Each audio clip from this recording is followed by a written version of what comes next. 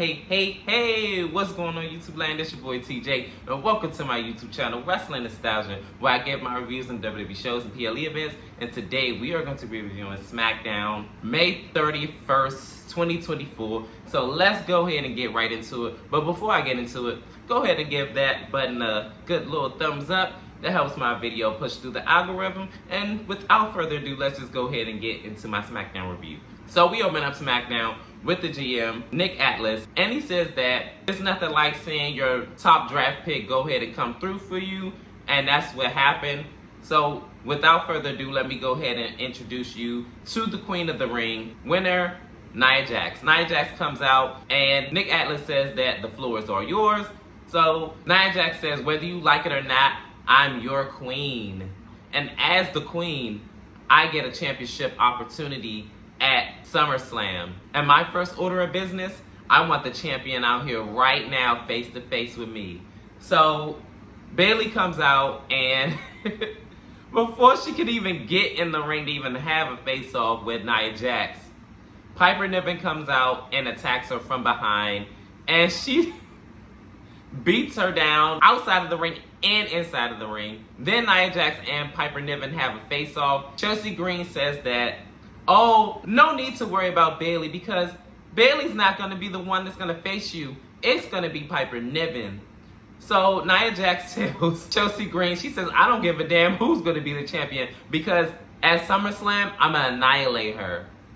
I don't know what's going to happen here, but the plot thickens, and I'm just ready for SummerSlam now. Like, can we just go ahead and skip on to all the other stuff and let's go to SummerSlam? I am ready to see this match now. Nia Jax versus Bayley. So, without further ado, this ends the segment. Nia Jax leaves the ring and she walks off. In this next segment, it is AJ Styles, and he's in Nick Atlas's office and he wants to talk to him. So, he's in his office and he wants another opportunity. Nick Atlas asks AJ Styles, is there something you want to talk to me about? And he says he just wants another opportunity, I guess, in the ring. So we're gonna see what he means later on tonight. In this next segment, Bayley is in the medical office and Naomi comes in and checks on her. She said, you okay? Yo, that's messed up how they treated you out there tonight. She said, you wanna fight? Bayley was like, yeah, I wanna fight. Am I okay? Am I clear to fight? So he was like, yeah, sure. So this is when Naomi says that, okay, I'm about to go ahead and holler at Nick Atlas. In our first matchup, it is Tommaso Ciampa versus Austin Theory. Oh my goodness. It started off with a collar elbow tie-up. Austin Theory backs up Tommaso Ciampa in the corner. And then from there, they just battling out. They kind of more so throw a little bit more hands than anything. I remember Tommaso Ciampa at one point in the match, he wound up having him in the corner of the ring, just pounding away at his face. And then all of a sudden, Grayson Waller comes in and tries to distract him, and he winds up getting punched in the process. Tommaso Ciampa opened for an attack, and then he did some weird, like, suplex maneuver, and then did a knee. I don't know why. I really do like that move. But then, towards the commercial break, Tommaso Ciampa ends up trying to do a running crossbody, and he ends up laying on the apron and rolling out of the ring. And then Austin Theory does a swinging neckbreaker, and he lands right on his neck, and that's when we go into commercial break. So we get back from commercial break, and these two are still fighting it out. Austin Theory is currently in command of the match, but not for long. He tries to do his diving drop kick, but he winds up getting caught up. Towards the end of the match, this is when Grayson Waller said something to one of the announcers, and I guess he's taking full credit of making A-Town Down Under a big thing or winning the championships, I don't know. So Austin Theory overhears him, and they're jaw-jacking with each other. Tommaso Ciampa rolls him up, and then 1, 2, 3, he wins this match. This actually was a pretty decent bout that I seen. And I'm trying to figure out what's about to happen with A-Town Down Under. Is this about to be the end of them? When is Team Do-It-Yourself going to get tag team championship opportunities? Questions I need to know. In this next segment, it is Naomi, and she asks Nick Atlas, is she interrupting anything? So she gets into it with Blair Davenport. And Blair Davenport says that, well, you're interrupting me.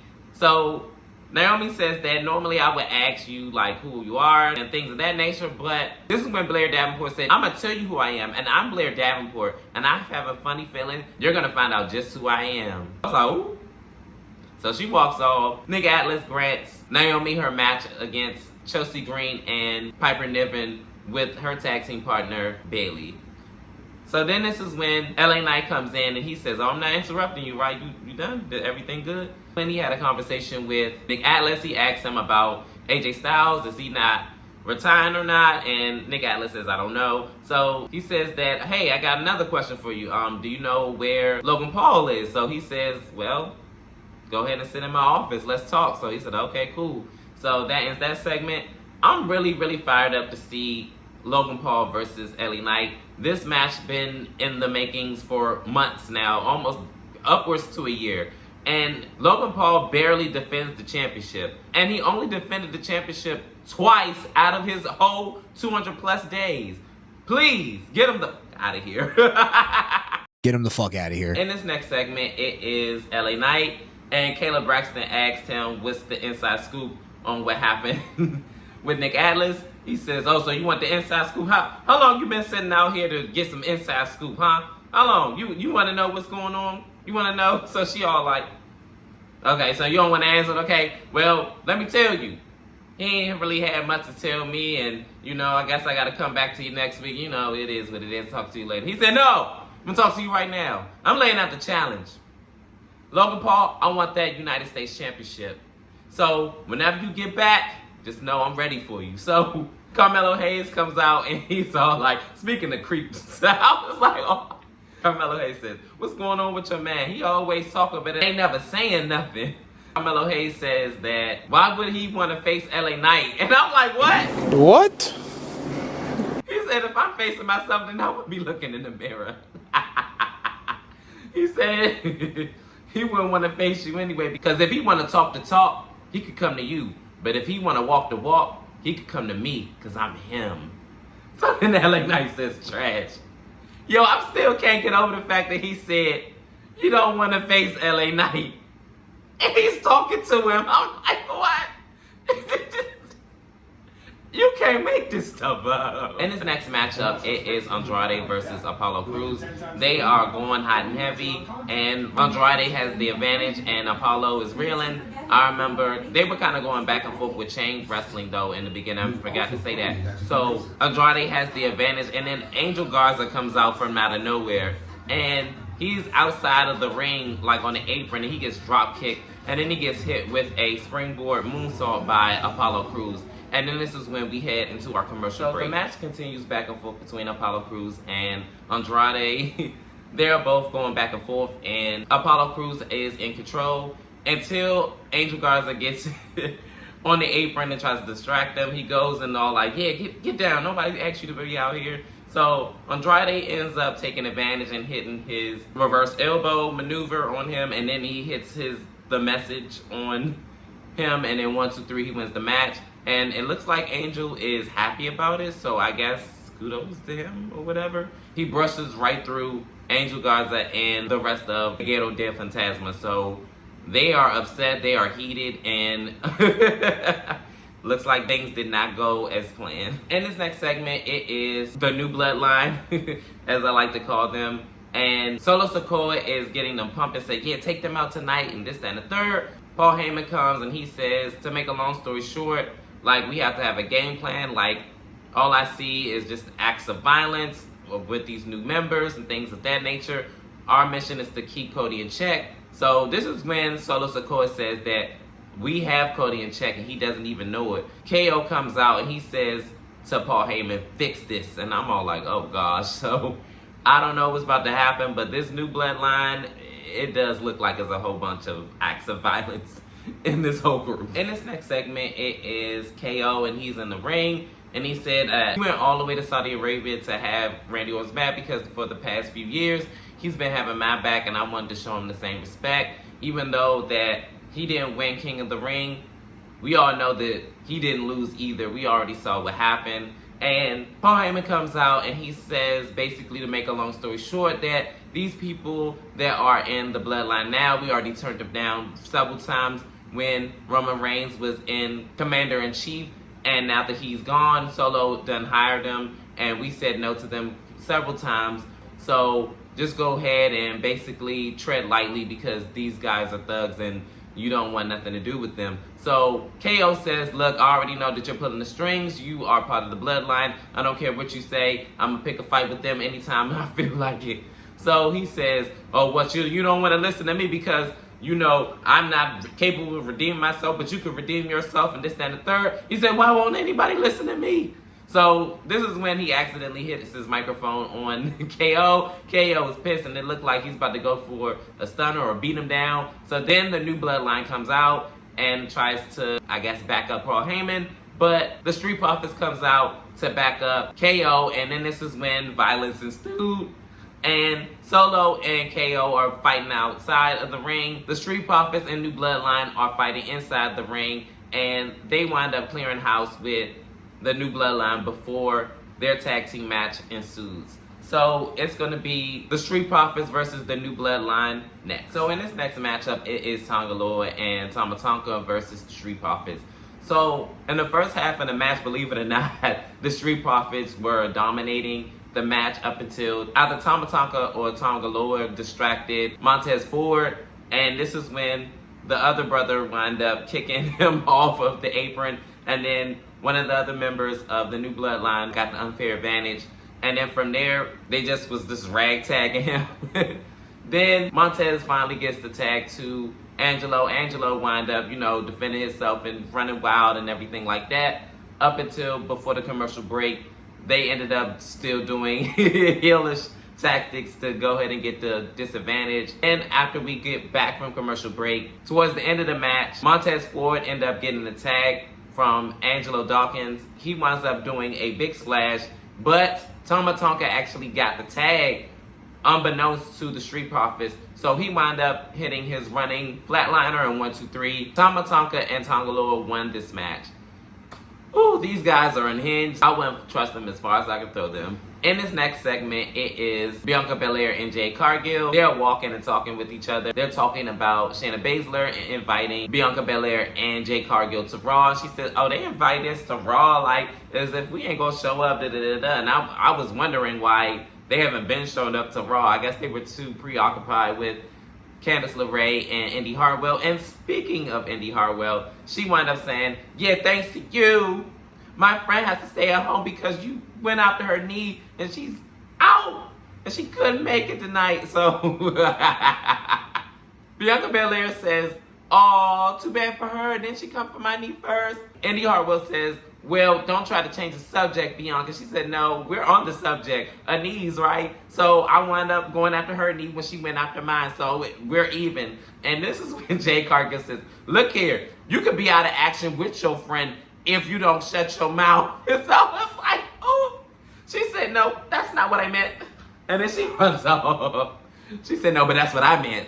So I love these two together. Like I said, just give me more of these segments because you would have thought they were best friends for like eons because the way they just gel together and bounce off each other like that is just uncanny. I love it. Please give me more of Bianca and Jade like yesterday. Give it to me. Give me what I want. Give me what I want. Give me what I want. So in this next segment, it is Michin, and the interviewer is asking her about what exactly is AJ Styles' big announcement going to be. And she says, well, the vibes between me and AJ aren't really like there, and I have no idea what the announcement's going to be. And this is when Nia Jax comes out and says, why are we speaking about AJ Styles? So Michin said, I'm tired of everybody interrupting me. Like, what are we doing here? So Nia Jax says, was the queen addressing you? No, I wasn't. So I was like, ooh. She said, don't step to me. So Michin steps to her, and Nia Jax says, you're going to regret that. I have a really, really good hunch that she is. In this next matchup, it is Bayley and Naomi versus Chelsea Green and Piper Niven. So the match starts off with Bayley and Chelsea Green, and after a few moves, maybe just one, all of a sudden Chelsea Green tags out to Piper Niven. Piper Niven ends up dominating Bayley, but not without a fight. She's trying to fight her, just like trying to hit her and everything like that. It does not work. And then she hits like a few moves, and then Chelsea Green tags back in. And then this is when she hit like a couple of cute moves, and then Bayley fights back and then tags in Naomi. Naomi ends up doing her thing on Chelsea Green and wound up throwing her out the ring, then dived out on her, and then just was like punching her down on the ground. Piper Niven winds up going over to check on her, and she winds up getting beat up too in the process. And they're all laid out before the commercial break. So after the commercial break, Piper Niven and Chelsea Green are in firm control. They're beating down Bayley up until she finally gets the tag. Naomi is beating up and beating down on Chelsea Green all the way up until she hits a rear view on her. She was about to get the pinfall victory, but Piper Niven ends up squashing her and then putting Chelsea Green over Naomi and pinning her 1, 2, 3. And Piper Niven and Chelsea Green wins this match.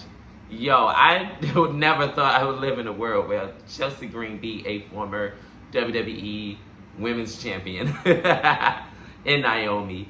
Wow. In this next segment, AJ Styles runs into LA Knight, and LA Knight says that if the rumors are true, hey, nothing but respect to you, man. And I don't know what his big announcement is going to be, but it's looking real I'm about to retire-esque. And if so, kudos to him. He had over 20 years in the wrestling business, not just in WWE, just worldwide.